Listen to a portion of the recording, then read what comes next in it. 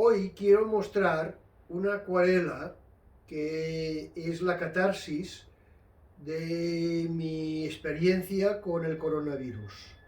He tenido el coronavirus, por suerte, de una forma relativamente suave, y durante este tiempo he estado trabajando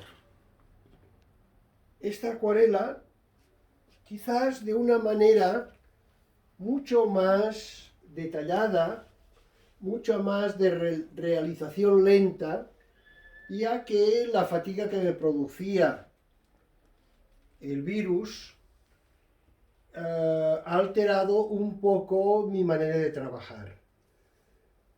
Personajes como el doctor, que intenta suprimir los virus con la pala de matar moscas, porque el humor es lo último que se tiene que perder en estos casos. La representación de la princesa roja con la hoz y el martillo y el cucurucho rojo. Un ángel con una espada y la representación de Peter Bruegel, mi amigo pintor, que con un garrote y una paleta con los colores intenta combatir la plaga.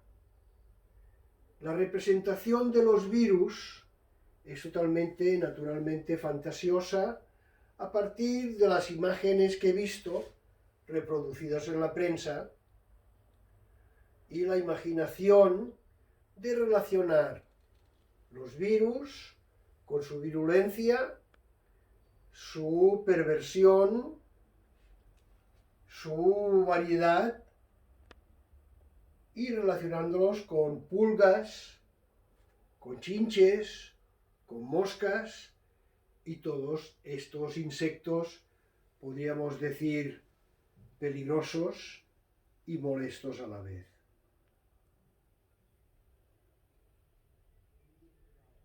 También hay restos de virus ya derrotados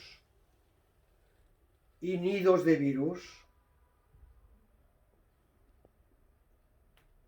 Bien, espero que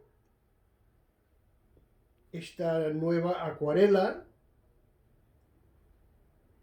os haya interesado, os haya gustado y mi explicación sea la correcta y concreta.